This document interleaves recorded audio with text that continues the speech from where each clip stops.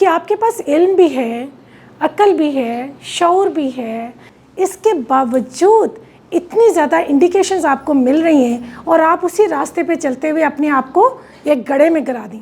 وہ کیا ہے؟ حماقت ہے. ترقی یہ نہیں ہے کہ تم ترقی کر جاؤ، ترقی یہ ہے کہ تمہارا خاندان ترقی کرے. کہ اگر آپ کے اندر دیا جلا ہے تو اس دیے کی لو نے ساتھ والے دیے کو کیوں نہیں جلایا؟ ہمارے اندر دو آوازیں ہر وقت چلتی ہیں، ایک رحمان کی اور ایک شیطان کی. تو کانٹے دار جھاڑی میں اپنا دامن بچا کے چلنا ہی علم ہے، شعور ہے، آگہی ہے، حقیقت ہے. اور آئینہ دیکھتے ہوئے جو آپ کے اندر کمی تھی اس کو آرٹیفیشل میک اپ سے ختم نہ کریں، اس کو اپنے اندر کے نور سے ختم کریں. کیا حال ہے آپ لوگوں کا؟ امید ہے آپ بالکل ٹھیک ہوں گے. اور یہاں آنے کا جو مقصد ہے اس کے اوپر ضرور آج بہت سے سوالات میرے پاس آنے چاہیے، کیونکہ آج 6 لیکچر ہے میرا، اور اس کے اندر پہلے دن سے ہی میں آپ لوگوں سے ایک امید وابستہ کر رہی ہوں کہ آپ لوگ سوچیں گے، بولیں گے، سوال کریں گے. کیونکہ یہاں پہ آپ اتنی فاصلہ طے کر کے، سفر طے کر کے، اور اپنے استاد کے حکم پہ اپنے بہت سے کام روک کے یہاں پہ آپ تشریف لائے ہیں، تو یہاں سے ہمیں کچھ سیکھ کے جانا ہے. سیکھنے کا مطلب یہ ہوتا ہے عمل کرنا، اور جب تک ہم کسی چیز کو قبول نہیں کرتے اس کے اوپر ہم عمل نہیں کر سکتے. اور جب تک ہم عمل نہ کریں ہمیں سمجھ نہیں آتی کہ جو ہم سیکھ کے آئے ہیں کیا وہ درست تھا یا غلط تھا، کیا اس اسٹیٹمنٹ نے ہمیں کسی گڑھے میں گرا دیا یا ہمیں کسی دیوار کے پرے دیکھنا سکھا دیا. ٹھیک ہے نا؟ تو آج کا جو ٹاپک ہے بہت زیادہ انٹرسٹنگ ہے، بہت خطرناک بھی ہے، بہت خوفناک بھی ہے. اور اس کی وجہ یہ ہے کہ سچ بولنا سب سے مشکل کام ہوتا ہے، سچ کو سننا اس سے زیادہ مشکل کام ہوتا ہے، سچ کو ہضم کرنا بہت تکلیف دہ عمل ہوتا ہے، اور سچ پہ عمل کرنا اس پہ تو قربانیاں دی گئی ہیں، گردنیں کٹوائی گئی ہیں، جان قربان کی گئی ہے، کیونکہ عمل کرنے والے کو ہمارا معاشرہ جو ہے اتنی جلدی قبول نہیں کرتا.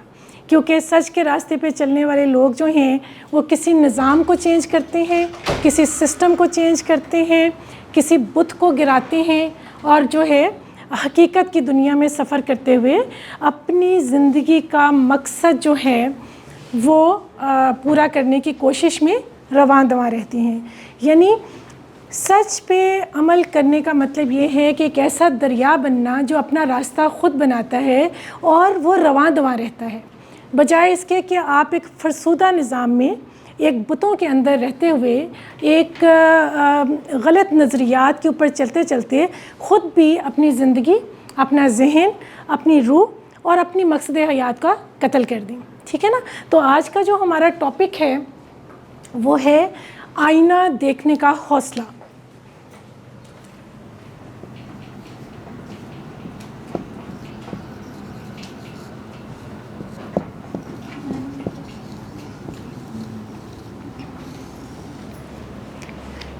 کتنے لوگوں کے گھر میں آئینہ ہے؟ شیشہ، آئینہ کتنے لوگوں کے گھر میں ہے؟ ذرا ہاتھ اوپر کیجئے. ارے واہ، ماشاءاللہ، سب کے گھر میں شیشے ہیں. کس کے گھر میں ایک ایسا آئینہ ہے جس میں آپ کا پورا وجود نظر آ سکتا ہے سر سے پیر تک؟ 50% کے گھر میں. اوکے. باقی لوگوں کے گھروں میں وہ آئینے ہیں جو آپ کے آدھے وجود کا عکس دکھاتے ہیں. ایسے ہی؟ تو کیا آپ اپنے ادھورے وجود کو دیکھ کے مطمئن ہو جاتے ہیں، خوش ہو جاتے ہیں؟ کیا آپ اپنے چہروں کو دیکھ کے خوش ہو جاتے ہیں؟ صرف چہرے دیکھتے ہیں. بہت اچھی بات آپ نے کی کہ چہرہ ہی دیکھتے ہیں. چہرہ جو ہے یہ آپ کی شخصیت کا عکاس ہوتا ہے. آپ کا چہرہ آپ کی پرسنالٹی کی ریفلیکشن ہوتا ہے. اور چہرے کے اندر بھی کون سی چیز ایسی ہوتی ہے جو کبھی جھوٹ نہیں بولتی؟ آنکھیں. کتنے بچوں کو پتہ ہے، کتنے اسٹوڈنٹس کو پتہ ہے کہ آنکھیں جھوٹ نہیں بولتی؟ بھئی زندہ دلی سے ہاتھ اوپر کریں، مجھے پتہ چلے. ڈرنا نہیں ہے. یس. ہاں، آنکھیں جو ہیں، کسی انسان کی آنکھ جھوٹ نہیں بولتی. اگر آپ کو آنکھوں کو پڑھنا آ جائے تو آپ کو اندازہ ہو جائے گا کہ دوسرا انسان کتنا سچا ہے، کتنا جھوٹا ہے، کتنا علم والا ہے، کتنا علم کی دنیا سے فارغ ہے، اور کتنا زیادہ وہ دھوکہ دے بھی رہا ہے اور دھوکہ کھا بھی رہا ہے۔ آئینہ، شیشہ، جب آپ شیشہ دیکھتے ہیں بغیر میک اپ کے، میک اپ کر کے نہیں، بغیر میک اپ کے کچھ اپنے چہرے پہ لگائے بغیر جب آپ آئینہ دیکھتے ہیں تو آپ کو اپنے چہرے کے اندر کیا چیزیں نظر آتی ہیں؟ بتائیں۔ ریالٹی، حقیقت، ویری گڈ۔ حقیقت کیا ہے؟ آپ سب نے کہا حقیقت نظر آتی ہے جب ہم بغیر میک اپ کے، بغیر کسی لبادے کے، بغیر کسی اپنے آپ کو چھپائے بغیر، کیموفلاج کیے بغیر اپنا چہرہ دیکھتے ہیں تو حقیقت کیا نظر آتی ہے؟ بہت اچھا جواب، کہ جب ہم بغیر کسی چیز کو اپنے چہرے پہ لگائے بغیر، خود کو کیموفلاج کیے بغیر جب ہم آئینہ دیکھتے ہیں تو ہم غور کرتے ہیں تو ہمیں اپنی خوبصورتی کے ساتھ اپنی بدصورتیاں بھی نظر آتی ہیں، اپنی کمیاں بھی نظر آتی ہیں، ٹھیک ہے، اور اپنے چہرے کے اندر جو ہے کہیں نور نظر آتا ہے اور کہیں اندھیرا نظر آتا ہے، ٹھیک ہے، اور ہماری زندگی میں حقیقت یہی ہے کہ کہیں نور ہے، کہیں روشنی ہے، کہیں اندھیرا ہے، اور ہم نے اندھیرے سے خود کو روشنی کی طرف لے جانے کا سفر جو ہے یہی آپ کی زندگی ہے۔ زندگی کیا ہے؟ اندھیروں سے روشنی کی طرف جانے کا سفر، یہ زندگی ہے۔ اپنے چہرے کو، جو آپ کی کمیاں ہیں ان کو بہتر کرنا اور اپنے اندر کے نور کو، لائٹ کو، سچائی کو اپنے چہرے کے اوپر لے کے آنا، یہ آپ کی جو ہے زندگی ہے، یہ آپ کا مقصد حیات ہے، اور اس کے لیے آپ کو عمر لگ جاتی ہے۔ اس کے لیے اللہ تعالیٰ نے تمام ارواح کو جو دنیا میں بھیجا، ایک خاص ٹائم پیریڈ کے اندر رہتے ہوئے آپ کو یہ ایگزام دیا گیا ہے۔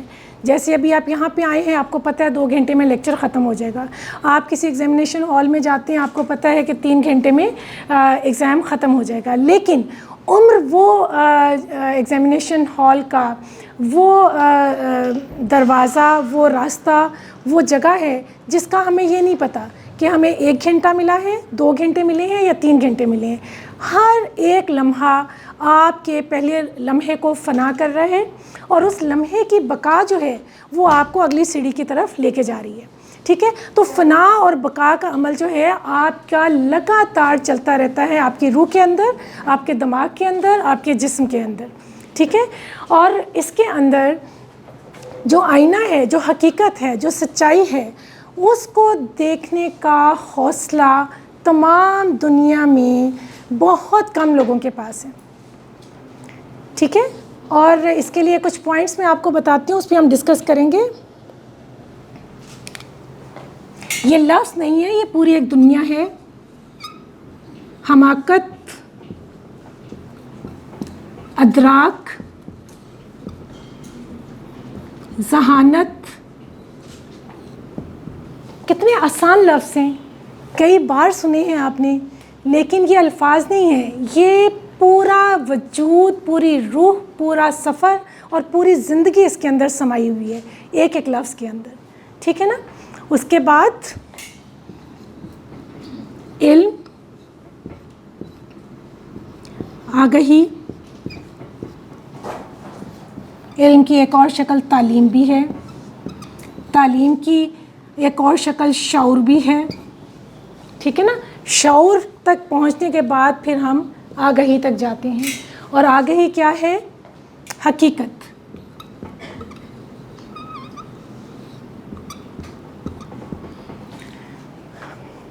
آئینہ دیکھنے کا حوصلہ، آج ہمارا جو ٹاپک ہے، اس کا جو مقصد ہے وہ یہ ہے کہ ہم ایک تصوراتی خوابوں کی دنیا سے نکل کر حقیقت کی دنیا میں آ سکیں، اور حقیقت کی دنیا میں آنے کا ایک روڈ میپ آپ کو سکھانا چاہتی ہوں، ایک طریقہ بتانا چاہتی ہوں۔ میں خود ایک اسٹوڈنٹ ہوں، کہیں ہم ٹیچر ہوتے ہیں، کہیں ہم اسٹوڈنٹ ہوتے ہیں، کہیں ہم ہیرو ہوتے ہیں، کہیں ہم زیرو ہوتے ہیں، ہوتے ہم ہی ہیں، ٹھیک ہے۔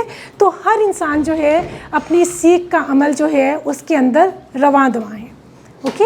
تو اس میں آپ کو آپ کے ساتھ مل کے ایک روڈ میپ آپ کو دے رہی ہوں. اگر آپ اس کے اوپر چل کے ایک ریسرچ کر کے اور اپنی روح کو, اپنے جسم کو, اپنے ذہن کو ان سیڑھیوں کو کراس کرتے ہوئے, اس راستے پہ چلتے ہوئے اندھیرے سے اگر آپ روشنی کی طرف جائیں تو ضرور آپ نے اپنی ڈائری پہ لکھنا ہے, اور جو روشنی آپ کو عطا ہوگی وہ پھر امانت ہوتی ہے. محبت کی امانت, عشق کی امانت, علم کی امانت, عقل کی امانت, جو اللہ تعالیٰ آپ کے ہاتھوں میں دے دیتی ہیں, اور وہ امانت آپ نے تقسیم کرنی ہوتی ہے اللہ کے مخلوق میں. اب اس کا مطلب یہ نہیں ہے کہ ہم بالکل کوئی لیڈر بن جائیں گے تو ہم وہ روشنی تقسیم کریں گے.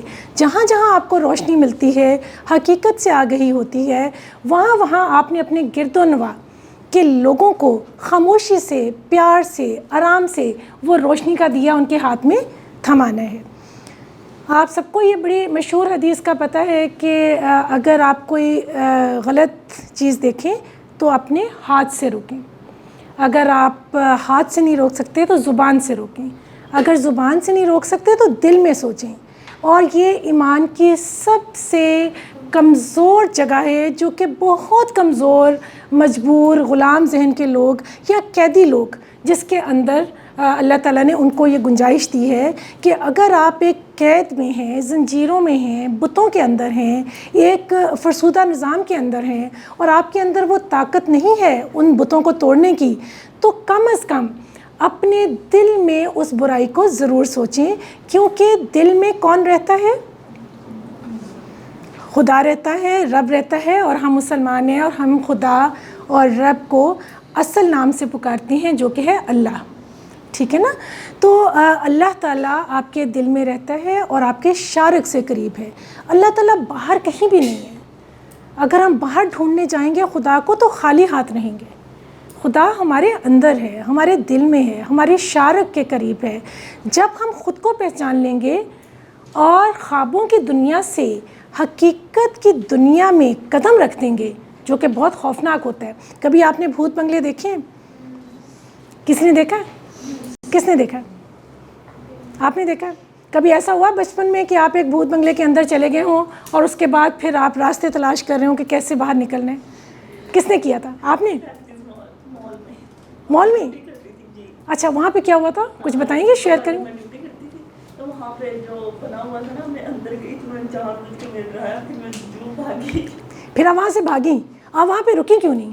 ڈر لگا تھا ایک دم, اندر جاؤ تو ایسے خوفناک ہوتا ہے. ڈر کس چیز سے لگا تھا؟ وہ جو انہوں نے مجھے دکھائے تھے, ٹھیک ہے, جو میرے آگے وہ لے کے آئے تھے, ان چیزوں سے. ان چیزوں سے یہ کہہ رہی ہیں کہ جی مجھے ایک دفعہ ایک بھوت بنگلے کو دیکھنے کا اتفاق ہوا, جہاں پہ ریسنٹلی ان کا کہنا یہ ہے کہ میرے اپنے دوستوں نے, اپنے چاہنے والوں نے, اپنے فرینڈز نے میری جو ہے نا معصومیت کا استعمال کرتے ہوئے مجھے بیوقوف بنایا اور مجھے دھکا دے دیا. یہی آپ کہہ رہی ہیں نا؟ اور اس کے بعد جو ہے ایسے ایسے خوفناک چیزیں سامنے آئیں کہ دل کی دھڑکن تیز ہو گئی, اور اس سے پہلے کہ ہارٹ بیٹ بند ہو جاتی آپ نے جلد جلد اپنا راستہ تلاش کرنے کی کوشش کی. وہاں پہ اور وہ جو ایونٹ لگاتے تھے نا, وہ بھی مجھے جانتے تھے, تو اس لیے انہوں نے سب نے پرینک کیا تھا. اب آپ یہ دیکھیں, یہ کوئی صرف ایک واقعہ نہیں ہے. آپ کی زندگی میں ہمیشہ آپ کے قریبی لوگ آپ کو جو ہے اندھیروں میں دھکا دیتے ہیں, اور آپ کا جو اعتبار ہے وہ اعتبار جو ہے اس کنویں میں گرنے کے بعد آپ کو پتہ چلتا ہے کہ آپ نے کتنا اپنے آپ کو کیموفلاج کیا ہوا تھا. علم سے دور رہ کے, شعور سے دور رہ کے, تعلیم سے دور رہ کے, اور اپنی سوچ سے دور رہ کے آپ نے صرف ایک اعتماد کی پٹی اپنی آنکھوں میں باندھی ہوئی تھی, اور آپ جس کو سمجھ رہے تھے کہ وہ آپ کا دوست ہے, آپ کا خیر خواہ ہے, اس نے ہو سکتا ہے کہ جسٹ صرف ہنسنے کے لیے, مذاق کے لیے آپ کو اندھیرے میں دھکا دے دیا ہو, لیکن حضرت یوسف کو بھی تو ان کے بھائیوں نے کنویں میں دھکا دیا تھا. ٹھیک ہے نا؟ تو یہ جو عمل ہے یہ چلتا رہتا ہے. آپ کے اپنے ہی کبھی کبھی چھوٹی سی خوشی کے لیے ایسی حرکتیں کر دیتی ہیں جس میں آپ اندھیروں میں چلے جاتی ہیں. جب آپ اندھیروں میں جاتے ہیں تو پھر آپ کو پتہ چلتا ہے کہ یہ تو اپنے نہیں تھے, یہ تو اپنی چھوٹی سی خوشی کے لیے ہمیں ایک خوفناک راستے کی طرف لے جا کے انجوائے کر رہے ہیں. لیکن جب بھی آپ کسی اندھیرے میں کوئی آپ کو دھکا دیتا ہے تو آپ نے اس وقت گھبرانا نہیں ہے, جب بھی آپ کو کوئی کسی سمندر میں دھکا دیتا ہے، کسی پانی میں گرا دیتا ہے، کسی کنویں میں گرا دیتا ہے، تو اس وقت گھبرانا نہیں ہے. اس وقت آپ نے یہ نہیں سوچنا شروع کر دینا کہ مجھ سے کسی نے دھوکہ کیا، یا میرا کسی نے مذاق اڑایا، یا میری اس تکلیف سے کوئی انجوائے کر رہا ہے. یہ ساری چیزیں ذہن سے نکال کے اس وقت آپ نے اس اندھیرے سے نکلنا ہے، اس ڈوبتے ہوئے پانی میں ڈوبتے ہوئے وجود کو آپ نے سنبھالنا ہے. کیونکہ کوئی انسان بھی اپنے آپ کو مرنے نہیں دیتا. ہر انسان کا یہ ہوتا ہے کہ میں زندہ بچ جاؤں، کیونکہ زندگی سب سے بڑی امانت بھی ہے، تحفہ بھی ہے، اور کوئی بھی جان بوجھ کے خود کو مارنا نہیں چاہتا.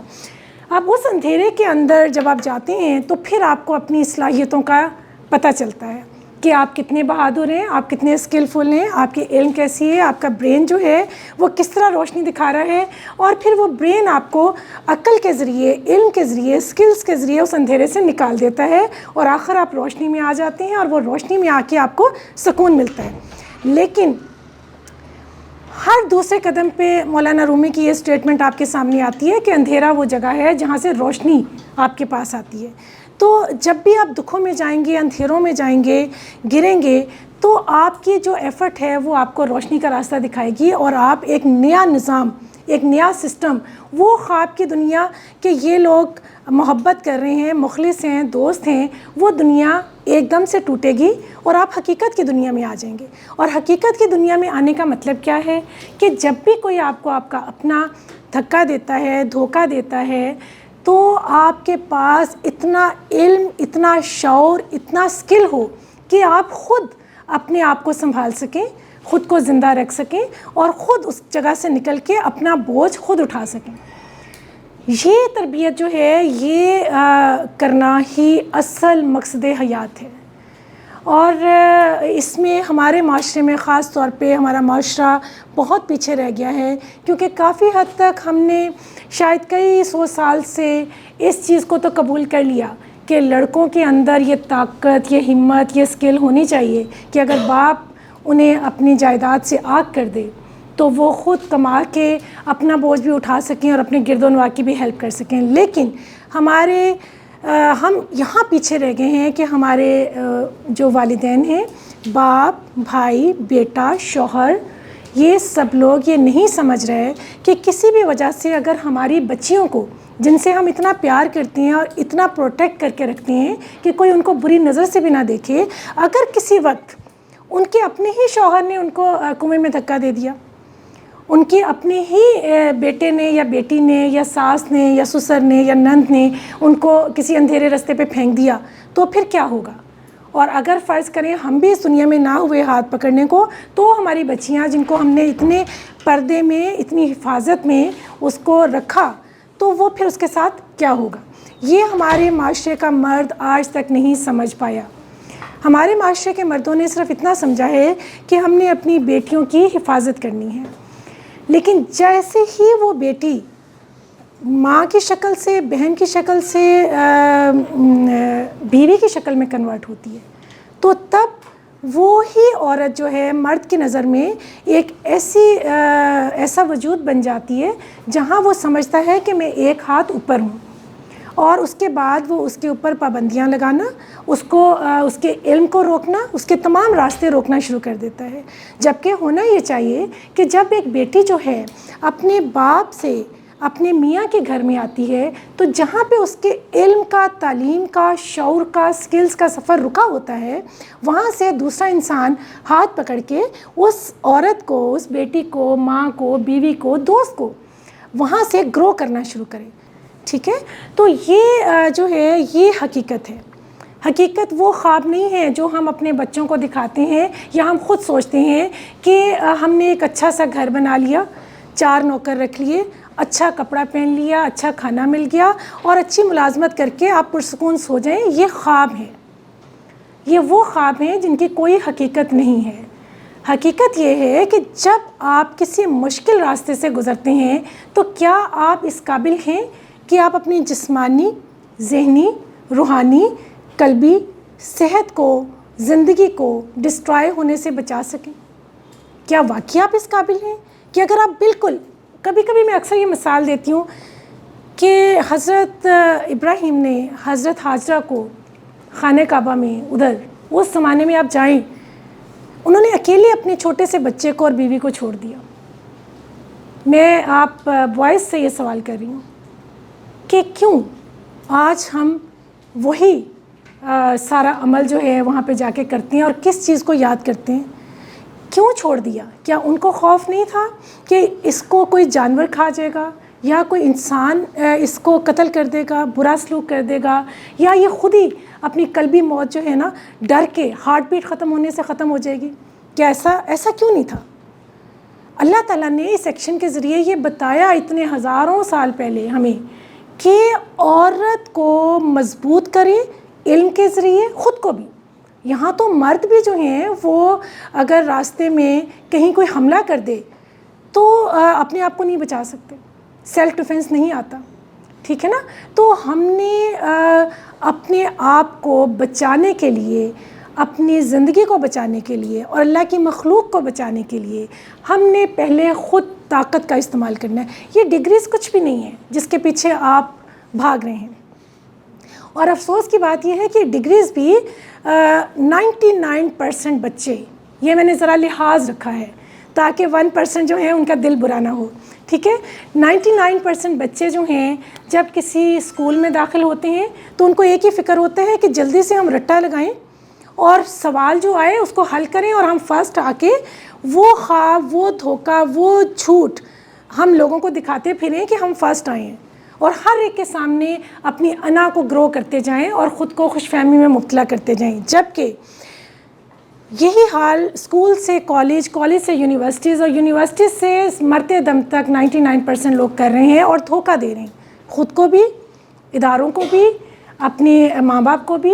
کیونکہ آپ دیکھیں ڈگریوں کے انبار لگے ہوئے ہیں. آپ پروفائل دیکھیں، ابھی آپ اپنے فیس بک پہ دیکھیے گا، ان کے پروفائلز دیکھیے گا لوگوں کے، اتنا کچھ لکھا ہوا ہوتا ہے کہ کبھی کبھی میں حیران ہو جاتی ہوں کہ اتنا کچھ اتنی چھوٹی عمر میں کیسے حاصل کیا جا سکتا ہے؟ یہ کیسے ہو سکتا ہے؟ ایک منزل تک پہنچنا اتنا مشکل کام ہے، اور یہاں پہ ایک اتنی لمبی آپ نے اپنے پروفائل بنایا ہوا ہے لوگوں کو امپریس کرنے کے لیے.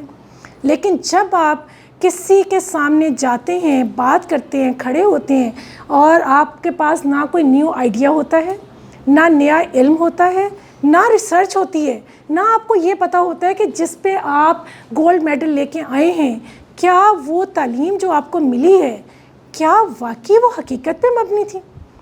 کیا آپ نے ریسرچ کیا؟ پوری دنیا کے جتنی بھی کتابیں ہیں کیا آپ پڑھ چکے ہیں؟ کیا آپ نے موازنہ کر لیا ہے کہ جو آپ کا سلیبس ہے اس کے اندر جو لکھا ہوا ہے کیا پوری دنیا کے جتنے اسکالرز اور جتنے زیادہ انٹلیکچوئل لوگ ہیں وہ اس کو ایگری کرتے ہیں؟ کیا آپ جس سسٹم کے اندر ہیں، خواہ وہ گھر ہے، محلہ ہے، ملک ہے، یا کوئی کسی جگہ آپ جاب کر رہے ہیں، کیا وہ جگہ علم کے ذریعے چل رہی ہے یا سرمایہ کارانہ نظام کے زنجیروں میں ہم قید ہو گئے؟ ٹھیک ہے نا.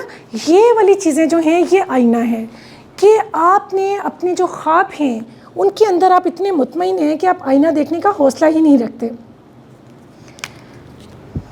اب آپ یہ دیکھیں،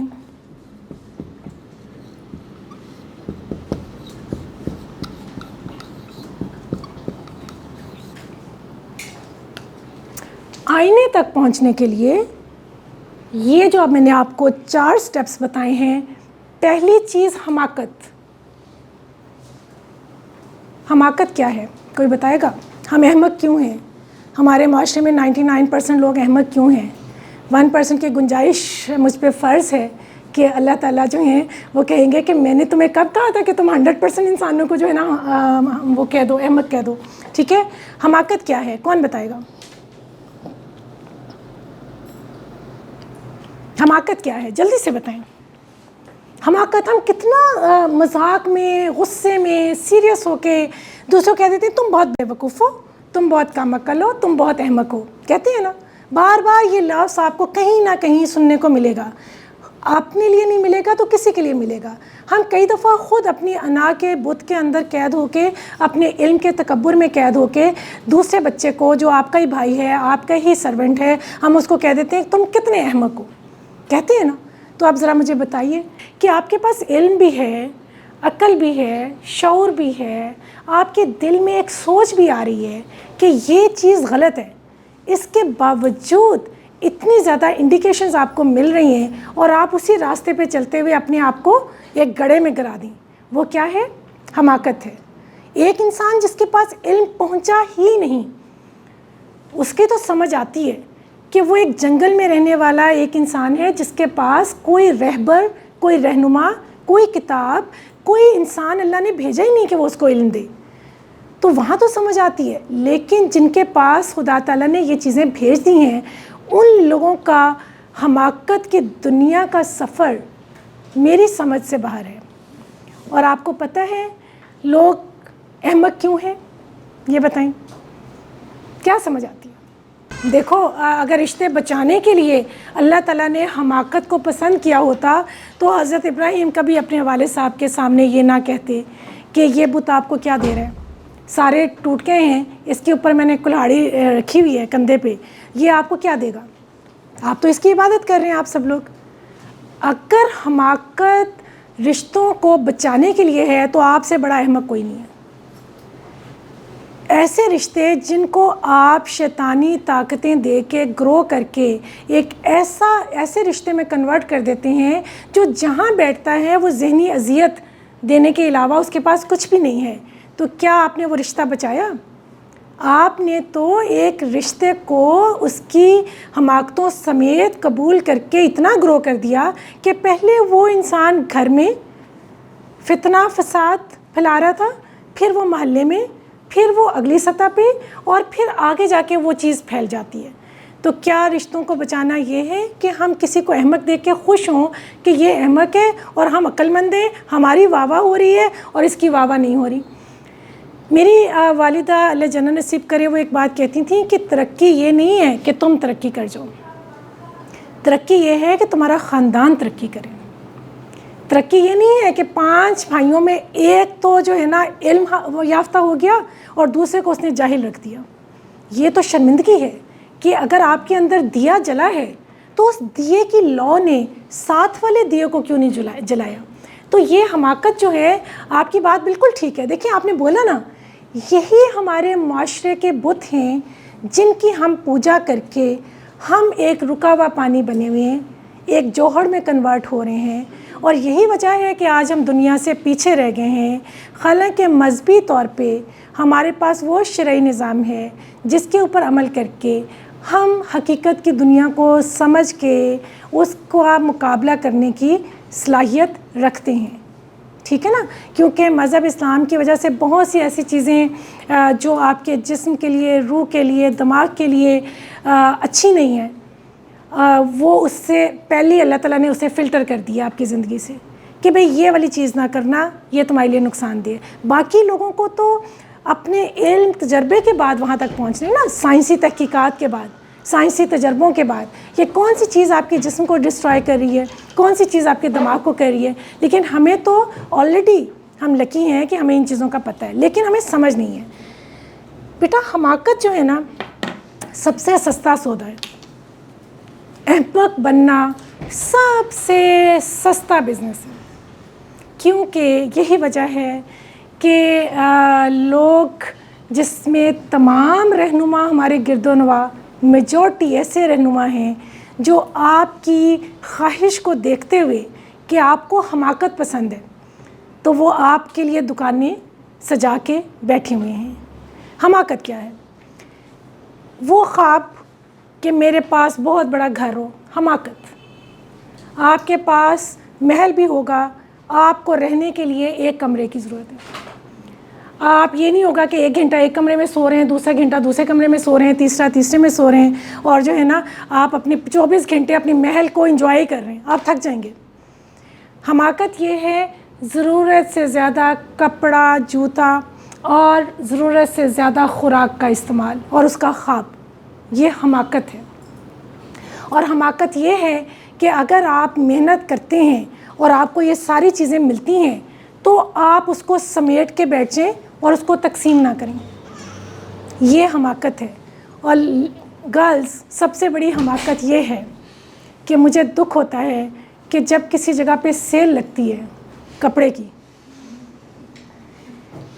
تو وہاں پہ خواتین کا جو رش میں دیکھتی ہوں، 4 پیسے بچانے کے لیے ان کو اپنی عزت نفس کا خیال نہیں ہوتا، ان کو اپنی انسلٹ کا خیال نہیں ہوتا، ان کو اپنے گھر والوں کی انسلٹ کا خیال نہیں ہوتا کہ ان کا میاں، ان کا بھائی، ان کا بیٹا بیچارہ اتنے پیسے افورڈ نہیں کر سکتا کہ یہ ایک جوڑا پوری قیمت میں لے سکیں۔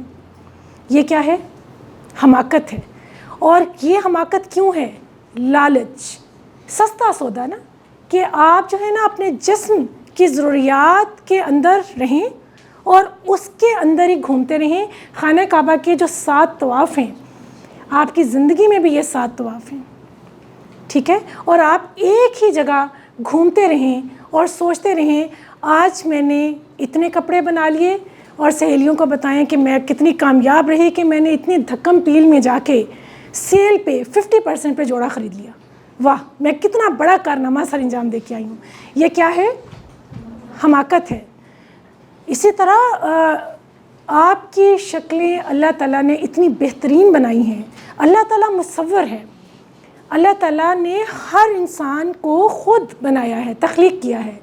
اپنے چہرے، اپنی شکل کے اوپر مطمئن نہ ہونا، اپنے رنگ کے اوپر مطمئن نہ ہونا، اور وہ پیسے جو کسی کو بھوکے کو آپ کھانا کھلانے میں استعمال کر سکتے ہیں، کسی غریب کی تعلیم میں فیس میں دے سکتے ہیں، وہ پیسے جا کے یہ جو دکانیں کھل گئی ہیں پارلر میں جا کے آپ جو ہے نا سمجھ رہے ہیں کہ ہم حسین بن گئے ہیں۔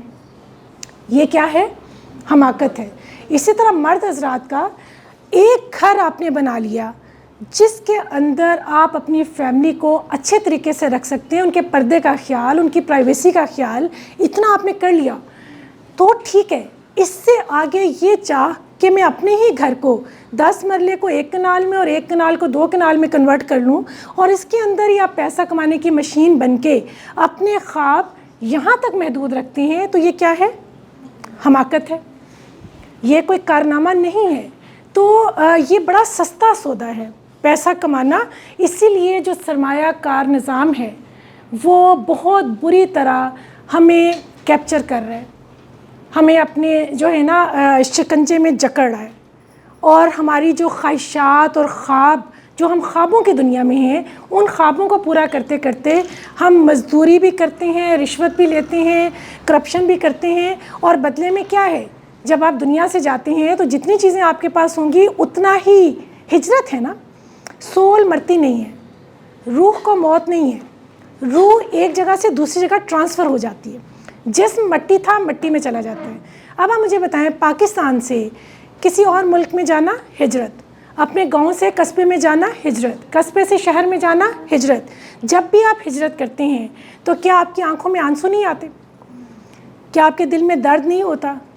کیا آپ کو اپنوں کو چھوڑنے کا تکلیف کا احساس نہیں ہوتا؟ اور جتنی جتنی محبت ہوتی ہے اتنی اتنی محبت کے مطابق آپ کا درد کی نوعیت بھی اتنی ہوتی ہے۔ اس لیے اللہ تعالیٰ کہتے ہیں کہ سب سے زیادہ محبت مجھ سے کرو۔ جب ہم خدا سے سب سے زیادہ محبت کرتے ہیں تو کسی بھی چیز کو چھوڑتے ہوئے اتنی تکلیف ہمیں کم ہوتی ہے۔ اور ہمارے ہاں مائیں بھی اپنے بچوں کو اس طرح شکنجے میں جکڑ کے رکھتی ہیں کہ ان کو اڑنے نہیں دیتی، اور بیویاں بھی اپنے میاں کو اس طرح شکنجوں میں جکڑ کے رکھتی ہیں کہ میں مر جاؤں گی آپ کے بغیر اگر آپ یہاں سے چلے گئے، ٹھیک ہے نا؟ کیوں مر جائیں گی؟ آپ اپنے آپ کو اتنا زیادہ مہارت آپ کے اندر ہونی چاہیے، کھانا بنانا آنا چاہیے، کپڑے سینے آنے چاہیے، گھر کو صاف رکھنا آنا چاہیے، آپ کو فزیکلی اپنی فرسٹ ایڈ آنی چاہیے۔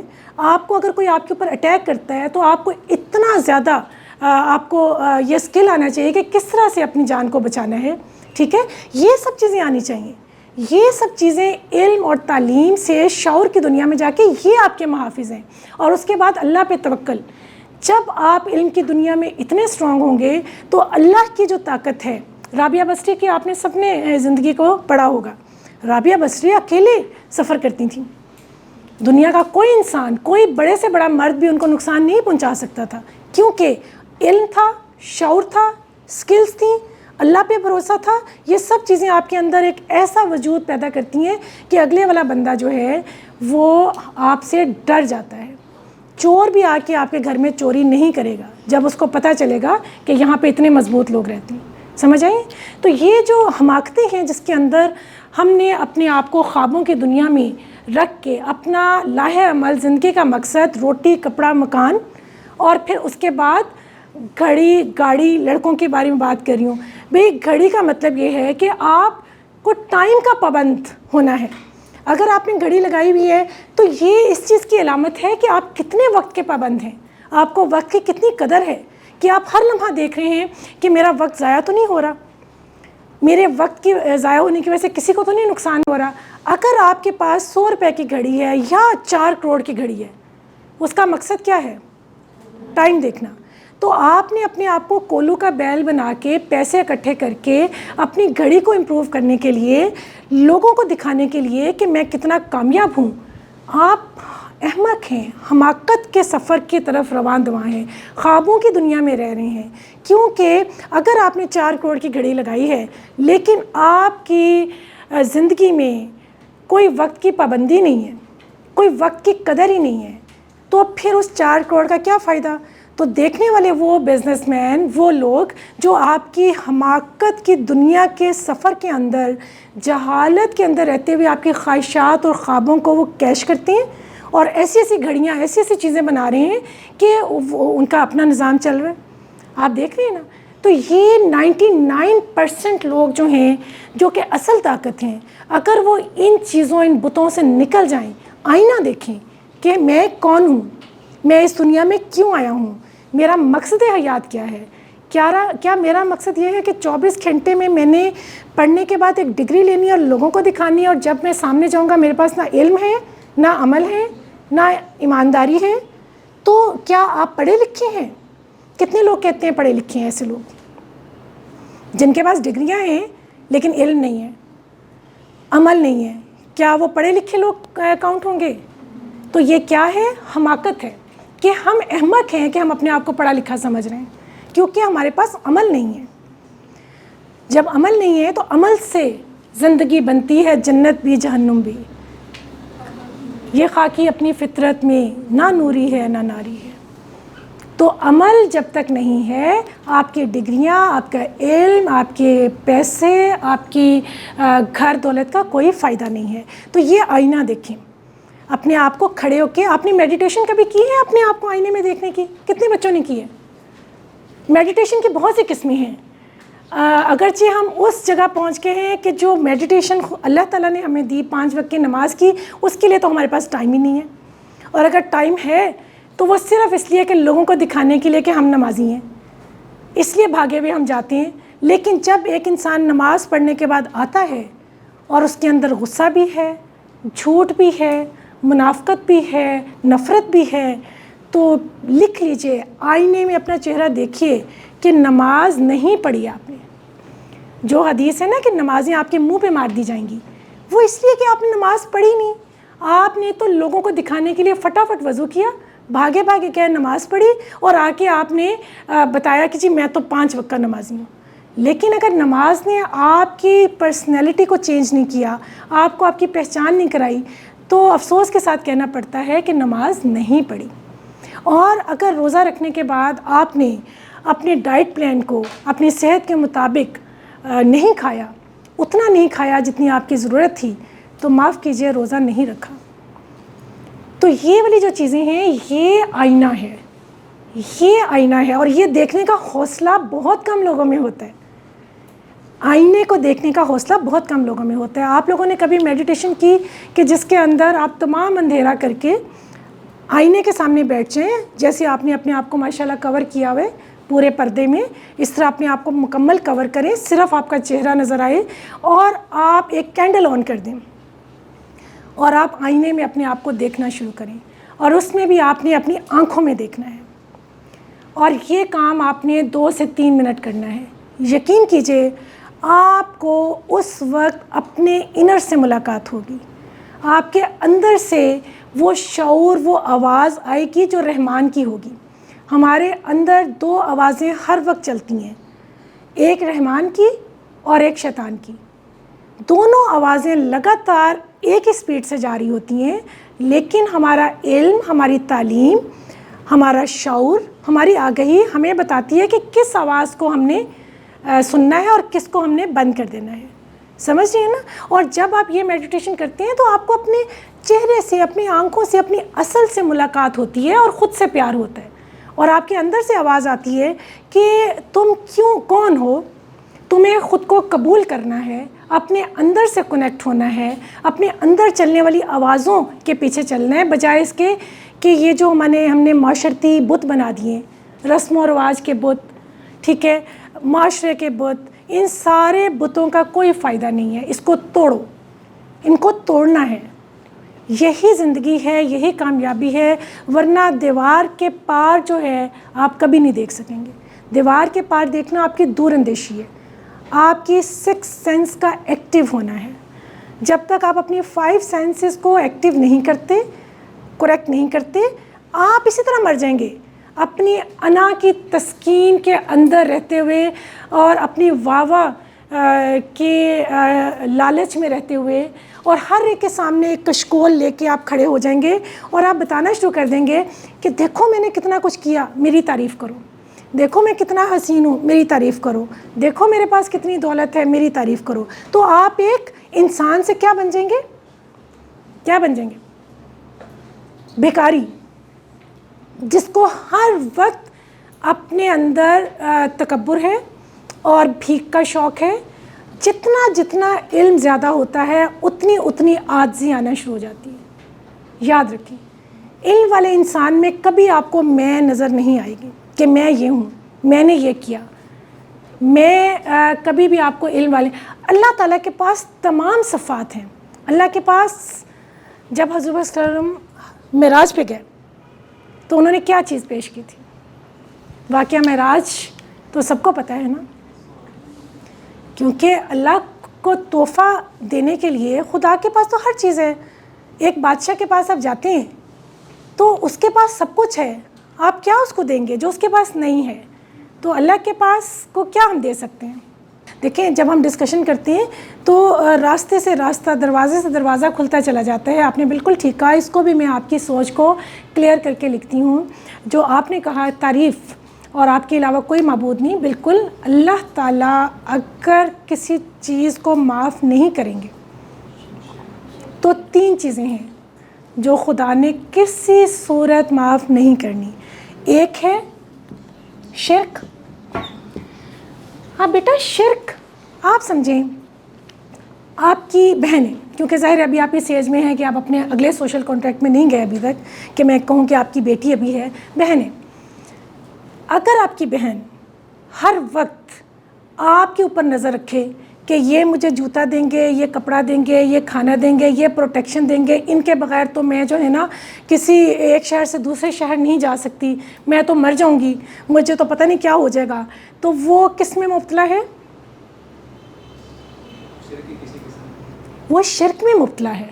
کیونکہ ایک لیول کے بعد جب آپ بالغ ہو جاتے ہیں، جب آپ کو اللہ تعالیٰ عقل، سمجھ، شعور اور راستے دے دیتے ہیں، اور پھر آپ کسی کے اوپر نظر رکھتے ہیں کہ اس کے بغیر تو میں سروائیو ہی نہیں کر سکتا، تو آپ بیسکلی یہ وہ شرک ہے جس کے بارے میں لوگ سمجھتے نہیں ہیں کہ یہ بھی شرک ہے، کیونکہ آپ کو اللہ پہ اعتبار ہی نہیں ہے.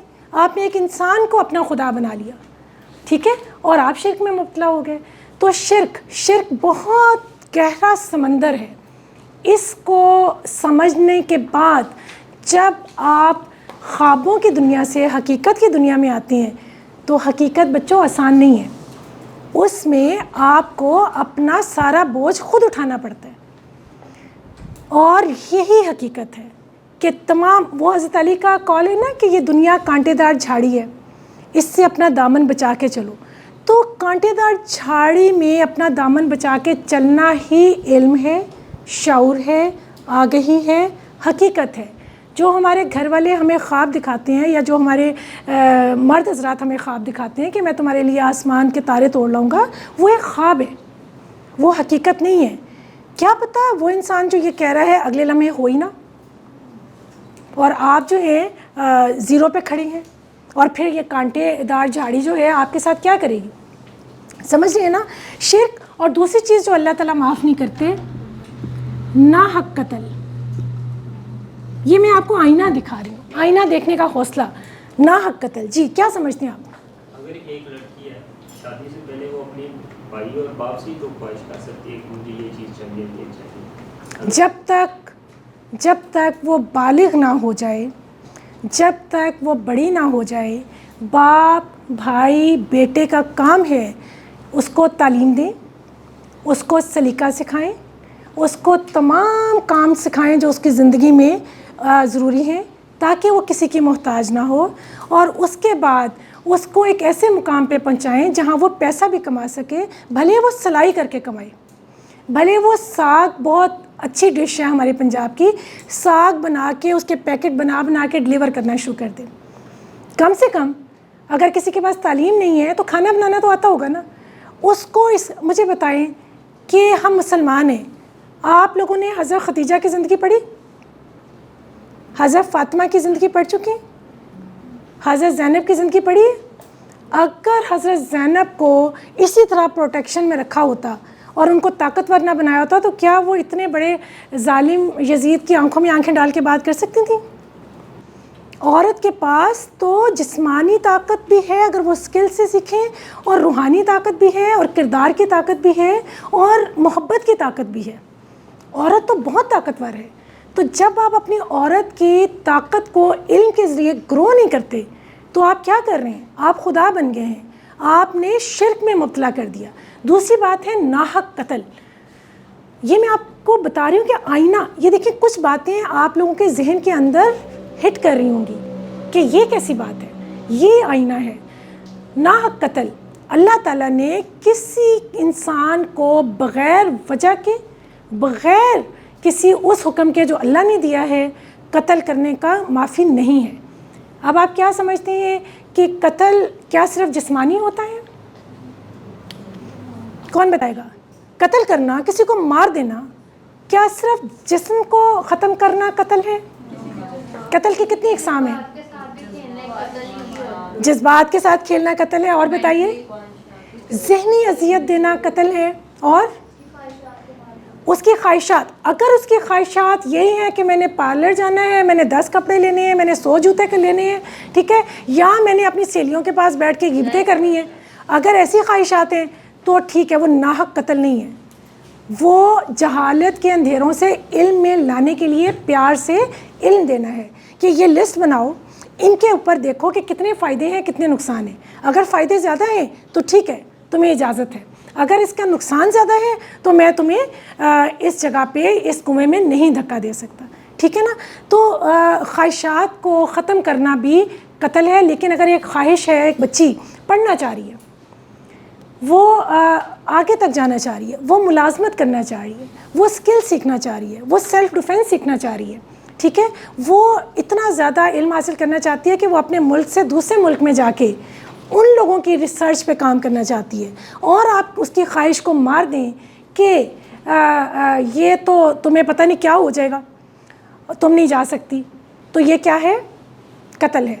اس چیز کو معاف نہیں کیا جائے گا.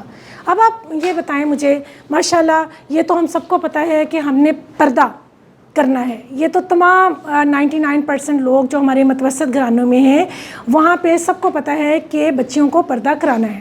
خود بھی پتہ ہے کہ آنکھ نیچی رکھنی ہے اپنے محلے میں، اپنے گھر میں، اپنے خاندان میں. وہ علیحدہ بات ہے، فیس بک پہ آنکھیں کتنی کھلی ہوتی ہیں، وہ علیحدہ بات ہے، لیکن کم از کم اتنا علم ہے کہ ہم نے ان جگہوں پہ آنکھ نیچی. ایسا ہے نا، اتنا تو شعور ہے ہمارا. میرا ایک سوال ہے، آپ نے ایک روبوٹ بنایا اور اس کو بہت خوبصورت بنا دیا. اب آپ نے اس کو پورا لپیٹ دیا اور اس کے بعد آپ نے ریموٹ سے اس کو آن کیا. اب وہ اتنا خوبصورت مجسمہ آپ نے ایک لباس میں لپیٹ دیا، بھئی کوئی دیکھ نہ لے نا، نظر نہ لگ جائے، کوئی چوری نہ کر لے، ٹھیک ہے نا. اب جب آپ نے اس کو آن کیا، وہ روبوٹ آپ کو گالیاں دے رہا ہے، آپ کے اوپر پتھر پھینک رہا ہے، آپ سے جھوٹ بول رہا ہے، اور آپ کے ساتھ منافقت کر رہا ہے، دھوکہ دے رہا ہے. اور آپ کے ساتھ ہی نہیں، جو اس کے اندر ہیں وہ ہر ایک کے ساتھ وہی سلوک کر رہا ہے، تو اس پردے کا فائدہ، اس لپیٹنے کا فائدہ ہے کوئی؟ کیا اس مشین کو لپیٹ کے ہم اس تخلیق کار کے آگے کامیاب ہو جائیں گے کہ ہم نے اس مشین کو لپیٹا تو تھا، لیکن اس کے اندر جو ہم نے فیڈ کی چیزیں اپنے بیہیویئر سے، اپنے کلچر سے، اپنے رویوں سے، اپنی رسومات کے بت سے، وہ ساری تو نکل کے گھر میں بھی فتنہ پھیلا رہی ہیں، محلے میں بھی پھیلا رہی ہیں، ملک میں بھی پھیلا رہی ہیں، اور انٹرنیشنل لیول پہ جو خدا کو نہیں مانتے، جنہوں نے اللہ کو ماننا تھا آپ لوگوں کی وجہ سے، آپ لوگوں کی عمل کی وجہ سے، وہ کہتے ہیں کہ اگر ان کا اللہ ایسا ہے تو ہم تو نہیں جاتے اسلام میں. سمجھ رہے ہیں نا؟ تو کیا مجھے بتائیں کہ کیا پردے کا حق ادا ہو گیا؟ کتنے لوگ کہتے ہیں پردے کا حق ادا ہو گیا؟ ایسا کرنے سے کیا پردے کا حق ادا ہو گیا؟ جیسے نماز کا حق ادا نہیں ہوا، اسی طرح پردے کا حق بھی نہیں ادا ہوا. اور اگر اسی طرح مردوں کی طرف آئیں کہ ایک مرد جو ہے وہ اتنا علم حاصل کرتا ہے، وہ کہتے ہیں نیم حکیم خطرہ جان، ہے نا؟ اگر اتنا علم ہے کہ اپنی بہن کو بری نظر سے نہیں دیکھنا، اپنی کزنس کو نہیں دیکھنا، اپنے محلے میں کسی کو نہیں دیکھنا، کیونکہ گرد و نواح ہماری ریپوٹیشن خراب ہوگی اور ہم نے اپنے آپ کو ہیرو ثابت کرنا ہے. لیکن اس کے بعد جتنی بھی خواتین ہیں ان کو ہم نے بری نظر سے دیکھنا ہے.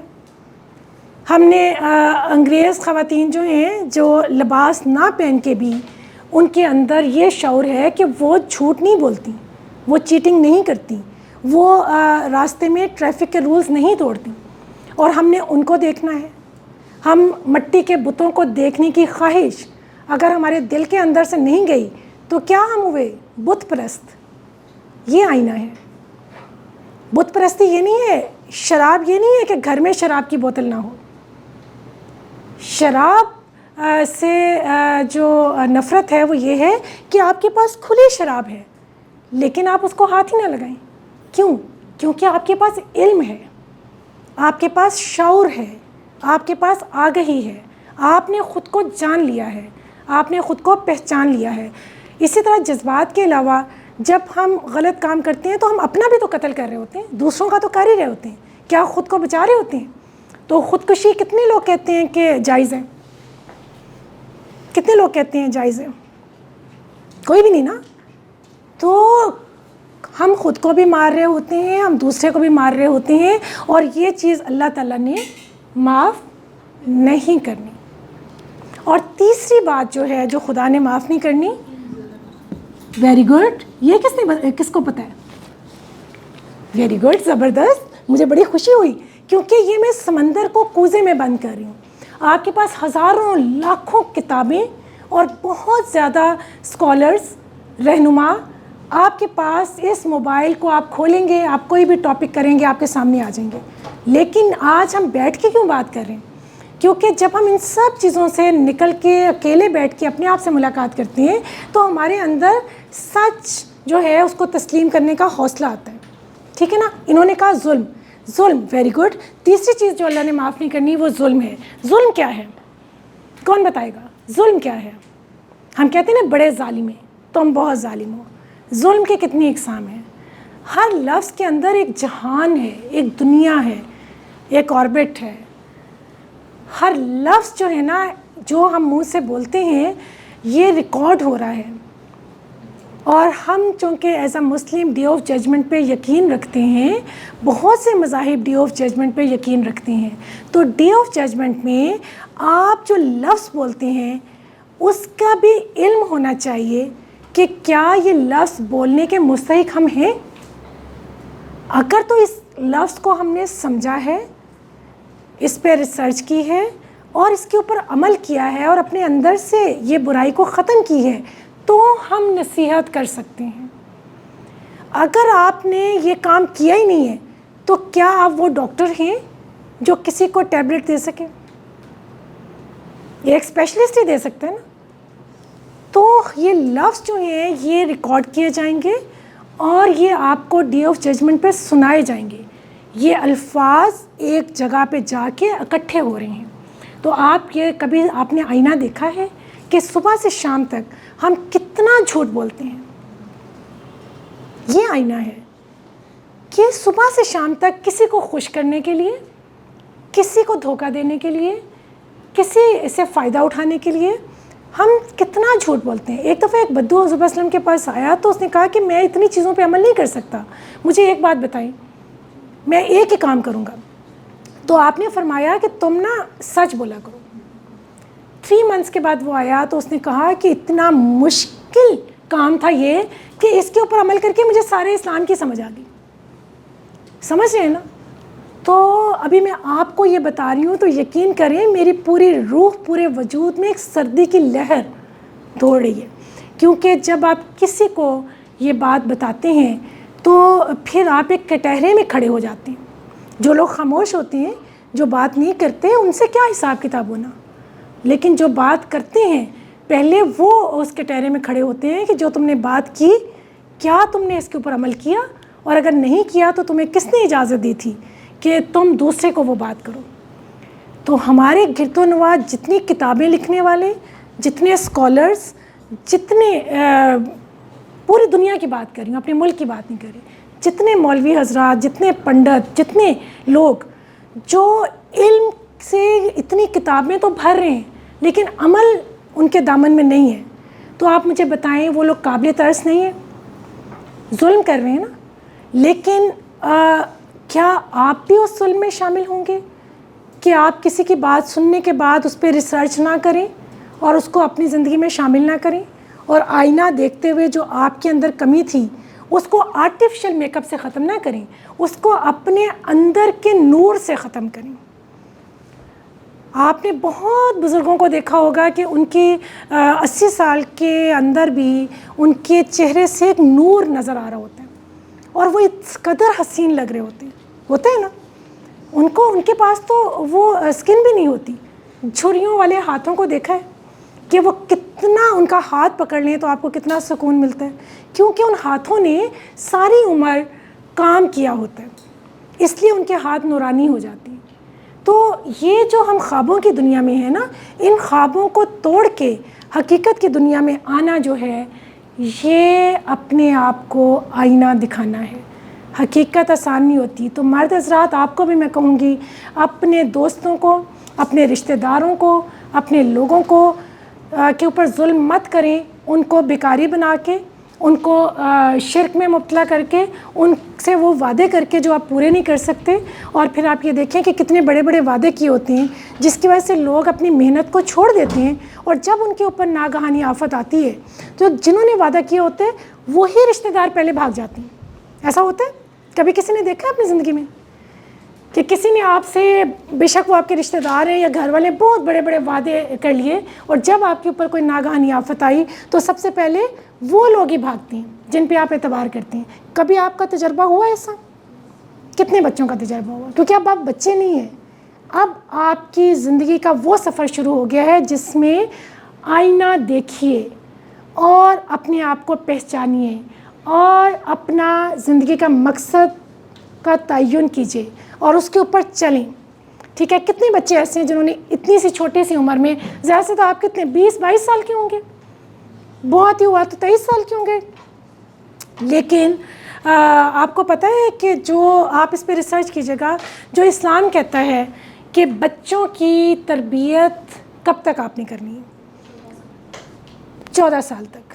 پہلے 7 سال ان کے دوست بن جائیں، ان کو مارنا نہیں ہے، ڈانٹ کے مار کے آپ دوسرے کے برین کے اوپر ایک تالا لگا دیتے کہ وہ ڈر کے نہ سوچ سکتا ہے، نہ بول سکتا ہے، نہ سوال کرتا ہے. اور تالا لگانے والے لوگ کون ہوتے ہیں؟ کوئی بتائے گا؟ ظالم تو ہوتے ہیں، لیکن اور کیا ہوتا ہے ان میں؟ اپنے ہوتے ہیں. اور کیا ہوتا ہے؟ کیا وجہ ہے ظلم کرنے کی؟ وجہ کیا ہے؟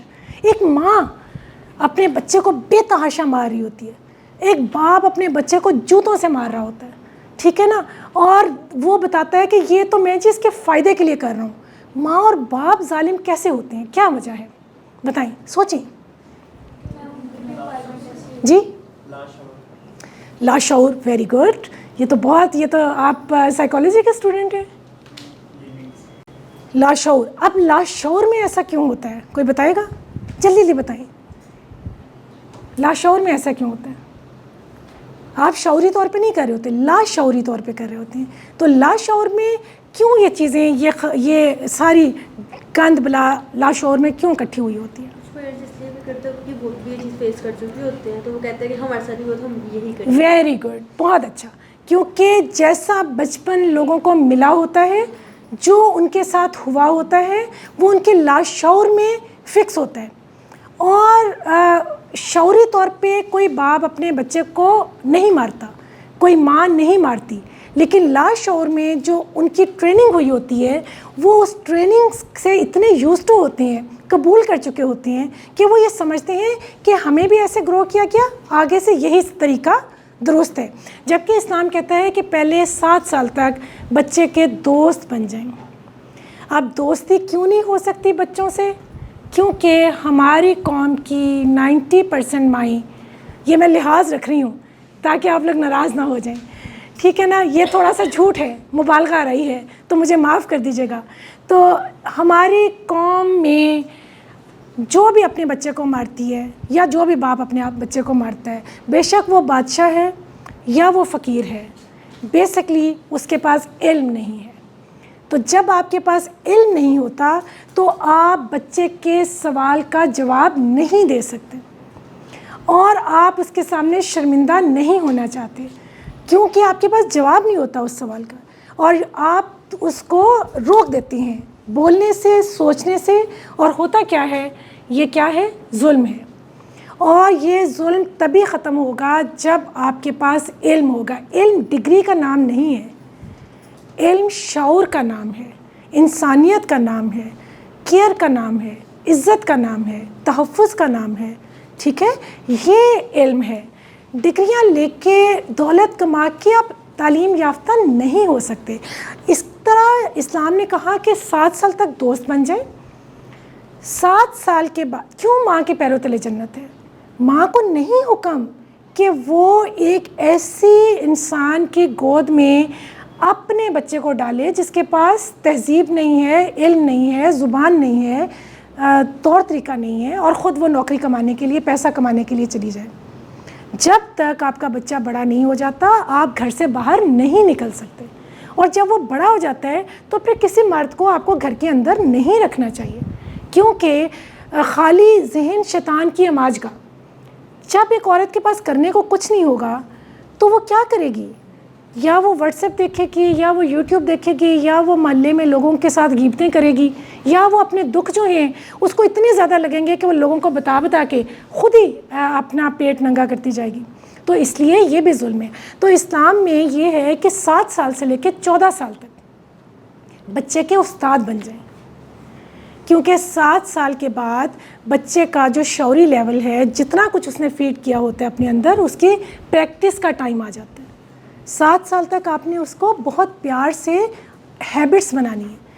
7 سے 14 سال تک آپ نے اس کی تربیت کرنی ہے، استاد بننا ہے.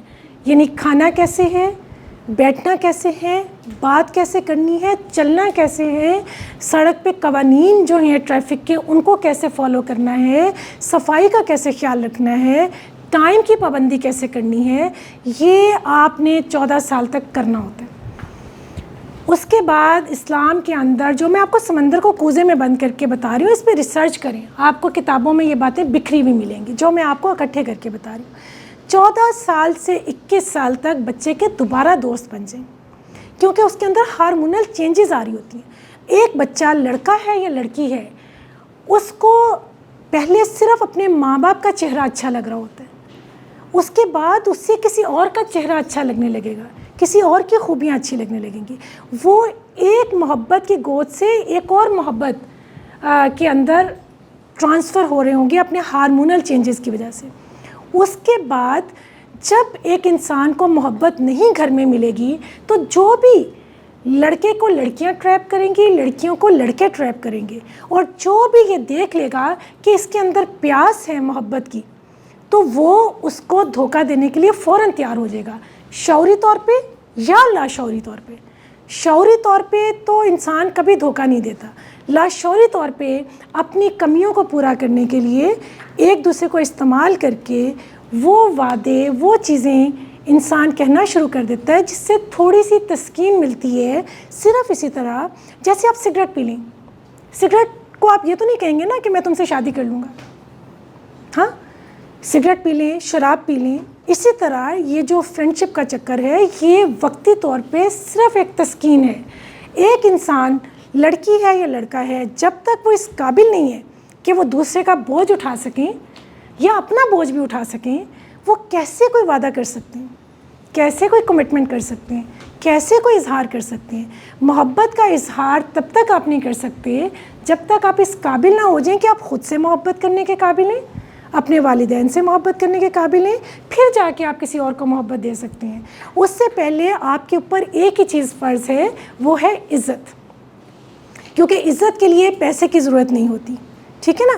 تو ہوتا یہ ہے کہ جب انسان اپنی کمیوں کو پورا کرنے کے لیے ایک دوسرے کو یوز کرتے ہیں تو اس کے بعد جب دھوکے کے عمل میں سے گزرتی ہیں، جیسے وہ کہاں گئیں، بہت اچھے انہوں نے واقعہ بتایا تھا کہ میرے فرینڈز نے مجھے ایک ایسی جگہ پہ بھیج دیا جو بھوت بنگلہ تھا، پتہ نہیں وہ ابھی کہاں پہ گئی ہیں اسٹوڈنٹ.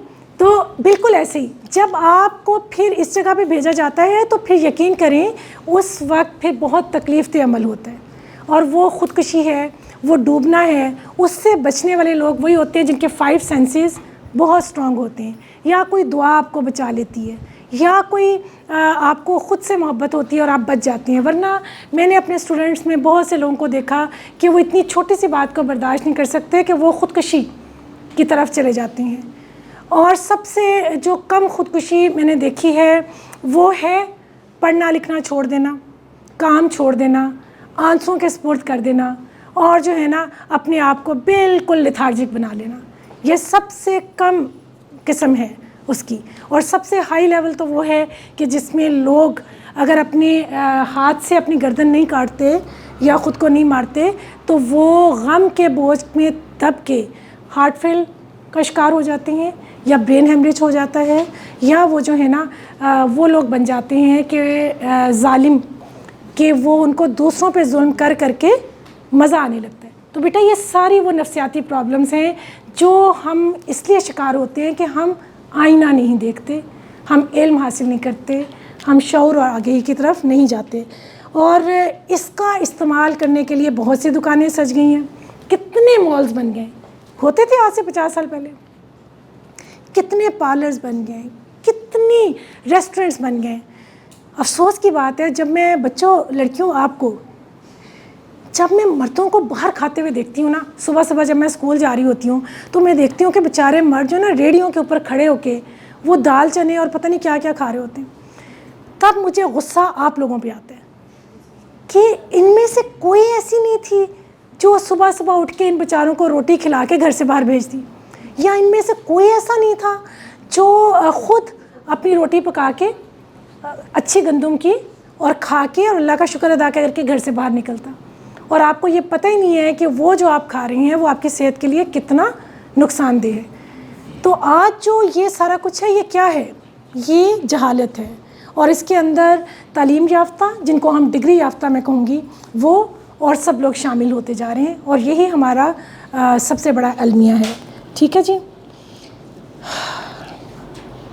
اب اس سے نجات کیسے حاصل کرنی ہے، اس کا طریقہ کیا ہے؟ یہ جو بت ہے نا، مسلمان اچھے ہیں، یہودی برے ہیں. یہودی کہتا ہے مسلمان برے ہیں، عیسائی کہتا ہے میں سب سے اچھا ہوں، ہندو کہتا ہے بھائی مجھ سے اچھا تو کوئی ہے ہی نہیں.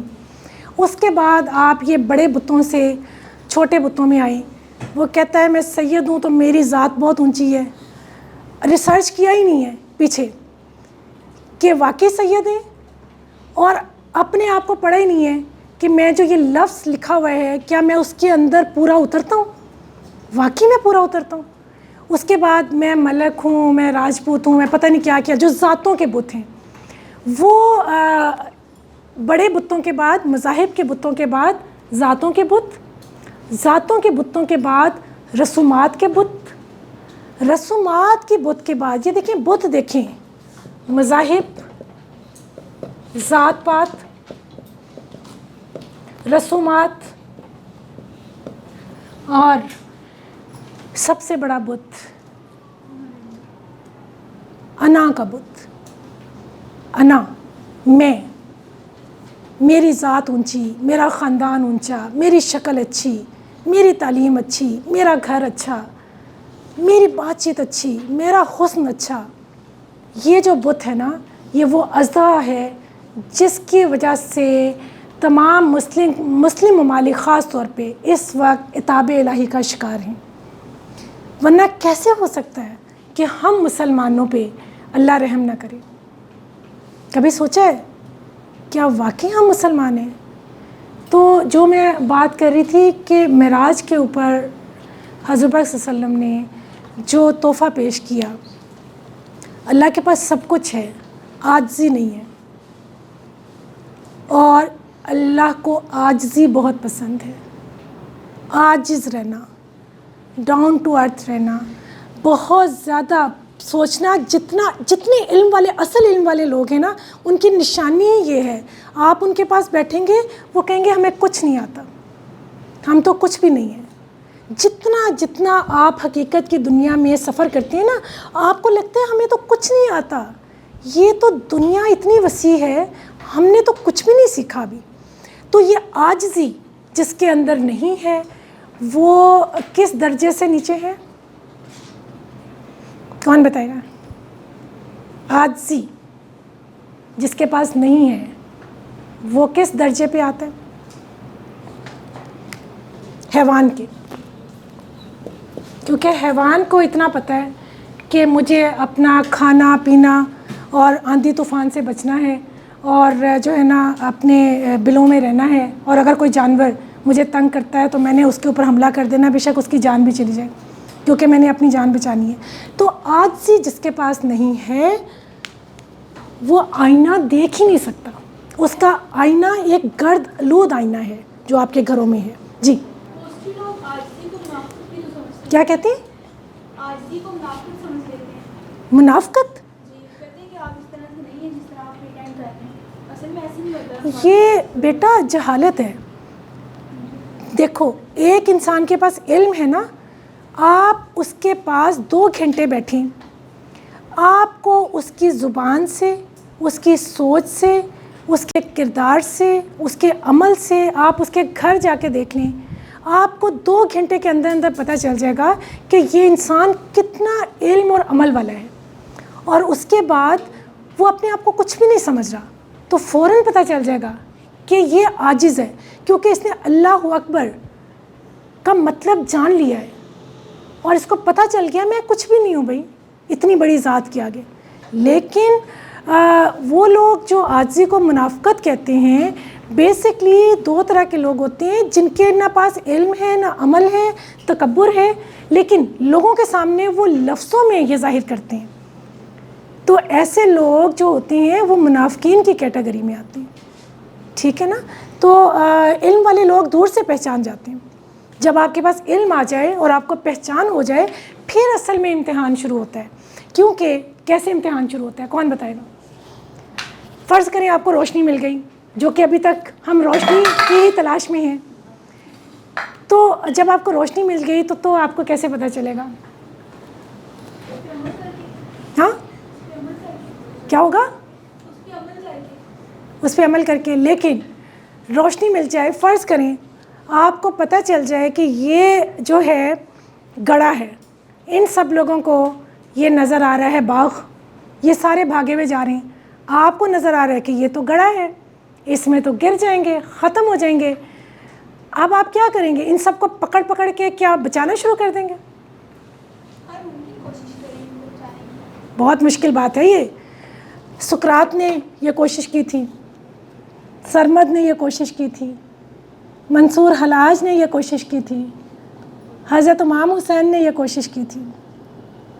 جب روشنی نظر آتی ہے اور آپ اللہ کی محبت میں، جو لوگ واقعی جنہوں نے اللہ کو دیکھ لیا، پہچان لیا، وہ تو مومن موت سے نہیں ڈرتا. یاد رکھیں، مومن کو موت سے ڈر ہی نہیں لگتا، کیونکہ موت تو وصل کا نام ہے. آپ مجھے بتائیں، آپ ادھر پاکستان میں، آپ کا محبوب جو ہے امریکہ میں بیٹھا ہوا ہے، ہر روز آپ کی میسج پہ بات ہو رہی ہے، ہر روز آپ کی تڑپ میں اضافہ ہو رہا ہے، اور آپ کا دل چاہ رہا ہے کہ میں جا کے ملوں، تو اس کے لیے آپ کو جب پتہ چلے کہ آپ کے جسم کو دفن کر دیا جائے گا اور آپ کی سول جا کے ملے گی، تو کیا آپ کو جسم کی پرواہ ہوگی؟ نہیں ہوگی نا۔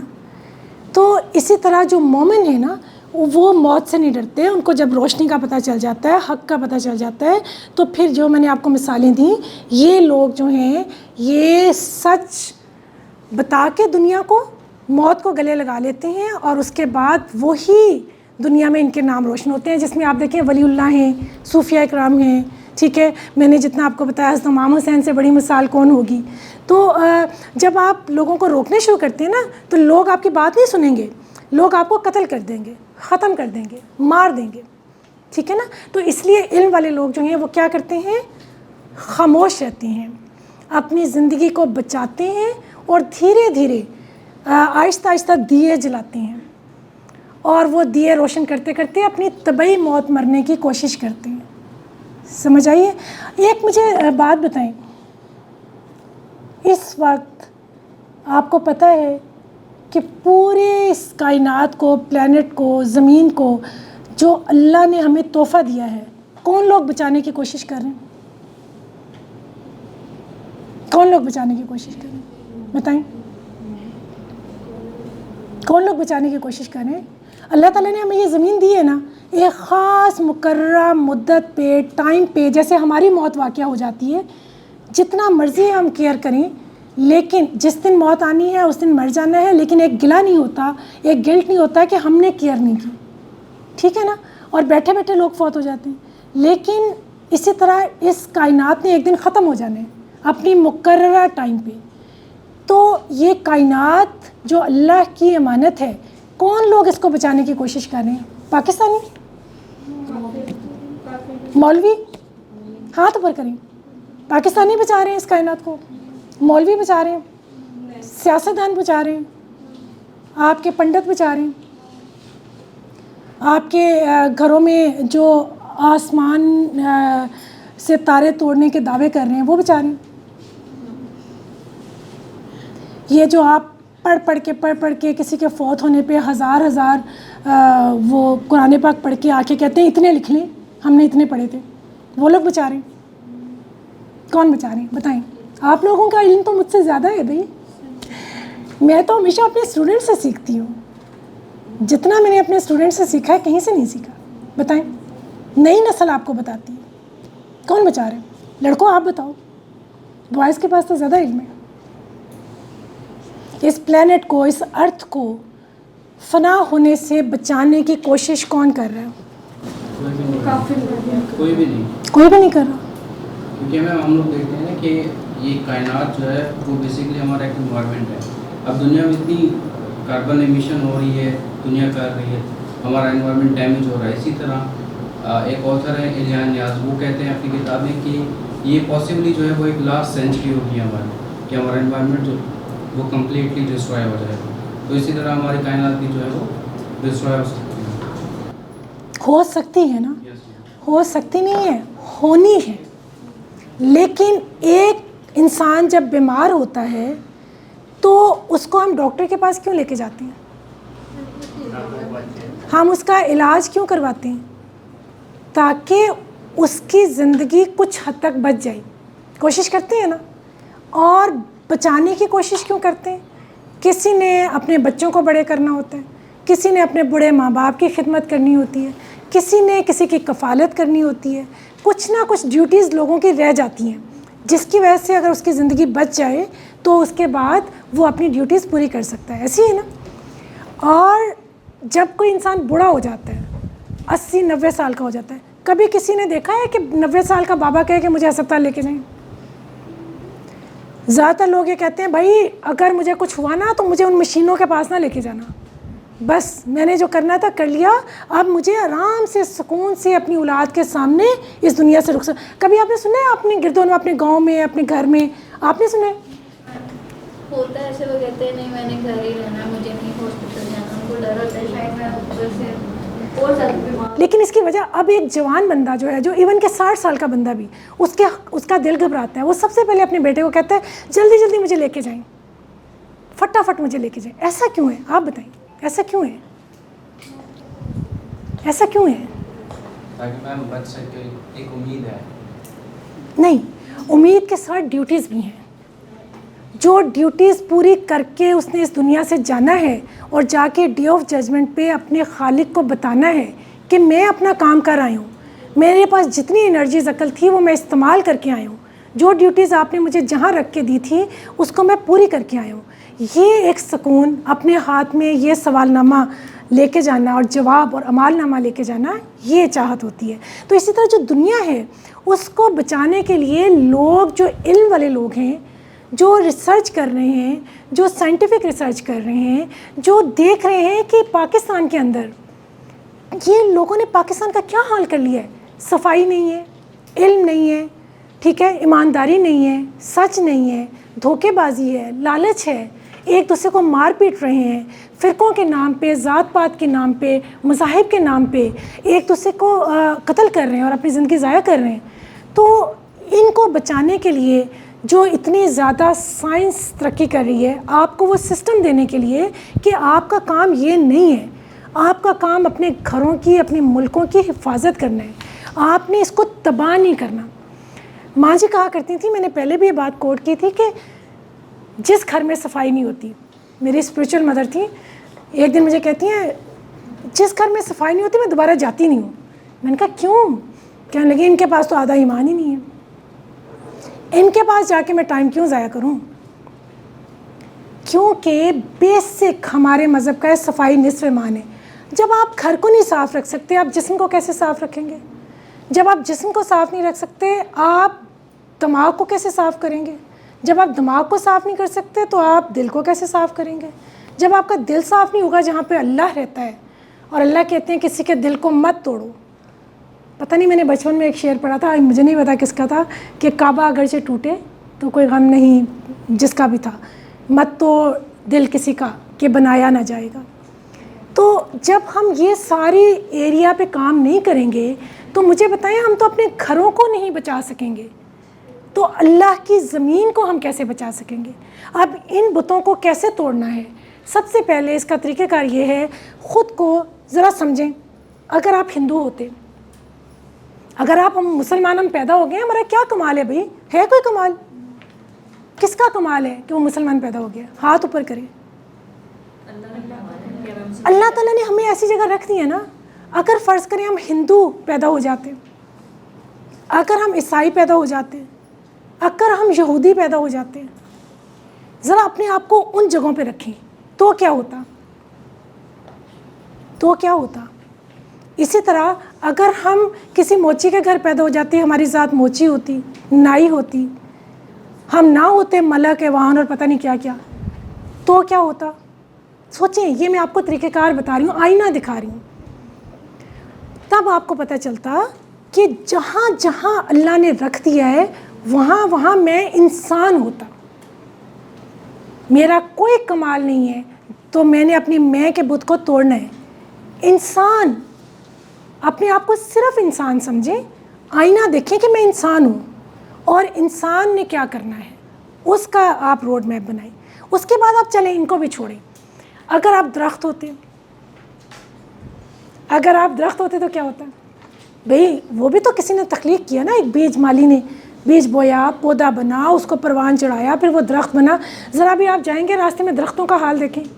अगर आप दरख्त होते, अगर आप पौधे होते, अगर आप परिंदे होते, अगर आप जानवर होते, अगर आप चींटी होते, यकीन करें चींटी बेचारी जो इतनी मेहनत करती है, और हम उसके ऊपर पैर रखते हुए या उसके ऊपर पानी डाल के बहाते हुए सोचते ही नहीं है कि इसके अंदर भी जान है। माँ मुझे बताइए ना, ज़रा ये जाके आपने सोचना है। जो मैं आपको काम दे रही हूँ वो ये है कि आपने मेडिटेशन करनी है, हर रोज़ एक नए रूप के अंदर उस जिस्म के अंदर जाना है, उस जगह पे जाना है, और देखना है कि अगर मैं ये होता तो मैं क्या कर रहा होता और मेरे साथ क्या होता। तो आपको अपनी पहचान होगी कि अगर अल्लाह ताला ने हमें एक ऐसी जगह पे रख दिया है कि हमारे सर पे छत है, हमारे जिस्म पे कपड़ा है, तो हर वक्त हमें शुक्र अदा करना चाहिए, हमें लालच में नहीं जाना। تو یہ والی چیزیں آئینہ ہیں بیٹا جو ہم نہیں کرتے. سارا دن ہم یونیورسٹی میں پڑھتے ہیں, شام کو جا کے ہم اماں ابا پہ روب جھاڑتے ہیں کہ ہم بہت پڑھ کے آئے ہیں, ہمیں روٹی دیں پکی پکائی, ٹھیک ہے نا, اور اس کے بعد دھلا دھلایا کپڑا ملے, اور اس کے بعد پھر ہم جا رہے ہیں جی پڑھنے, اور رات کا جو ٹائم بچ جاتا ہے اس میں ہم یہ سوشل میڈیا پہ بیٹھ کے وہ ہزاروں لاکھوں فرینڈ جن میں ایک بھی آپ کا دوست نہیں ہے, جب آپ کو کوئی ناگہانی آفت آئے گی ان میں سے ایک بھی بھاگ کے آپ کے پاس نہیں آئے گا, ان کو ہم اپنی انرجی دے رہے ہوتے ہیں اور ان کے بدلے میں ہم تعریفیں لے رہے ہوتے ہیں اپنی تصویریں لگا کے کہ واہ واہ واہ ہم کتنے خوبصورت ہیں بھئی, اس میں آپ کا کیا کمال ہے. تو کہنے کا مقصد یہ ہے, اور پھر بعد میں ہم تھک ٹوٹ کے سو جاتے ہیں, اور جو 6 گھنٹے ہماری نیند کے ہیں اب ہماری نیندیں بھی اڑ گئی ہیں. اور میں نے آپ کو پہلے بھی بتایا تھا کہ صبح 3 بجے سے لے کے 6 بجے تک وہ کائنات کی پوری پازیٹیو انرجی اللہ تعالیٰ خود آخری آسمان پہ ہوتے ہیں, اور وہ کہہ رہے ہوتے ہیں کہ ساری پازیٹیو انرجی ایبزارب کرو. اس کے بعد تو سارے جو ہے نا نیگیٹیو انرجیز اور شیاطین سارے جو ہے نا آپ کے گرد و نواح چلنا شروع ہو جاتے ہیں. تو لیکن کتنے بچے ہیں آپ میں سے جو تہجد کے وقت اٹھتے ہیں؟ ہاتھ ذرا اوپر کریں, کتنے بچے ہیں؟ سچ بولیں, میرا اور آپ کا نا سچ کا رشتہ ہے, اعتبار کا رشتہ ہے, اور دوستی کا رشتہ ہے. میں آپ سے سیکھوں گی, آپ نے مجھ سے, کتنے بچے تہجد پہ اٹھتے ہیں؟ ہاتھ اوپر کریں. 2, کم از کم 60 لوگ تو یہاں پہ ہوں گے ہی, 50-60. 2 لوگ. کتنے لوگ عشاء کے بعد 10 بجے سو جاتے ہیں؟ اچھا شکر ہے, کچھ تعداد مجھے نظر آئی ہے میری قوم کی. ٹھیک ہے ٹھیک ہے. جس دن آپ صبح 3 سے 6 بجے تک اٹھنا شروع ہو گئے, آپ دیکھیے گا کہ آپ کی انرجی لیول کتنا ہائی ہو جائے گا. آپ سارا دن کام کریں گے, آپ تھکیں گے نہیں, آپ کو کسی سے گلہ ہی نہیں ہونا. آپ کے اندر اتنی انرجی ہوگی کہ آپ اگر فارغ بیٹھیں گے تو آپ کو تکلیف ہوگی. آپ کہیں گے کوئی کام ہے تو مجھے بتائیں, میرے پاس بہت ٹائم ہے, بجائے اس کے کہ ابھی آپ لوگ یہ کہہ رہے ہیں میں بہت تھکا ہوا ہوں, میں بہت تھکی ہوئی ہوں, مجھے کوئی کام نہ بتایا جائے کیونکہ میں نے بہت زیادہ پڑھا ہے. ٹھیک ہے, تو یہ آئینہ ہے جو ہم نے دیکھنا ہے بیٹا. اور آخر میں یہی کہوں گی جو کہ تلخ بات ہے کہ آپ اگر ریسرچ کریں تو ہمارے گرد و نواح آپ کو ڈیڈ باڈیز چلتی ہوئی نظر آئیں گی. پوری دنیا کی بات کر رہی ہوں, اپنے ملک کی بات نہیں کر رہی. پوری دنیا میں آپ کو مشکل سے 4% لوگ زندہ نظر آئیں گے, باقی ڈیڈ باڈیز ہیں. اور وہی 4% لوگ اللہ سے محبت کرتے ہیں, وہی 4% لوگ کائنات کو بچا رہے ہیں, اور وہی مسلمان ہیں میری نظر میں. جس کو خدا سے محبت ہے, جس کو اللہ کی دی ہوئی نعمتوں سے محبت ہے. آپ نے وہ سنا ہے فَبِأَيِّ آلَاءِ رَبِّكُمَا تُكَذِّبَانِ؟ سنا ہے نا, یاد بھی ہے, ترجمہ بھی آتا ہے. کبھی محسوس کریں کہ یہ جو ہے کہ تم اللہ کی کس کس نعمت کا شکر ادا کرو کہ یہ کون کر رہا ہے. وہ جن کو ہم کافر کہہ رہے ہیں, کیا ہم ان دکانوں پہ جو سجی ہوئی ہیں جہاں پہ جنت بہت آرام سے مل جاتی ہے, کون سی دکانیں ہیں آپ کو بڑی آرام سے بڑی سستے داموں جنت ملتی ہے, کیا ہے؟ جنت سارا وقت تسبیح کرنے کا, نماز پڑھنے کا, یا نفل پڑھنے کا, یا وظیفے کرنے کا نام نہیں ہے. یہ دیکھو میرے پاس بھی تسبیح ہے, میں روز کرتی ہوں. لیکن تسبیح کا مطلب یہ نہیں ہے کہ آپ اللہ نے جو آپ کو دیا ہے اس پہ آپ ناشکری کریں اور اللہ سے وہ مانگیں جو اللہ نے آپ کو دیا ہی نہیں ہے. وہ خواب مانگنا تسبیح کرنے کا مقصد نہیں ہے. تسبیح کرنے کا مقصد یہ ہے کہ آپ اللہ کو یاد کریں, اس کے ناموں کا جو مطلب ہے اس کی انرجی آپ کے اندر آئے, اور آپ جھونپڑی میں ہیں, محل میں ہیں, دکان پہ ہیں, یا کسی آفس میں ہیں, آپ بہت ایمانداری سے کام کر کے انجوائے کریں. اپنی سوکھی روٹی کو بھی کھا کے نا آپ کو خوشی محسوس ہو, اپنے ہاتھوں کو دیکھ کے, اپنی آنکھوں کو دیکھ کے, اپنی زبان کو دیکھ کے, اپنے وجود کو دیکھ کے آپ اللہ کا شکر ادا کریں. یہ مقصد ہوتا ہے. یہ مقصد نہیں ہے کہ آپ کو جنت مل جائے گی, جنت ایسے نہیں ملے گی.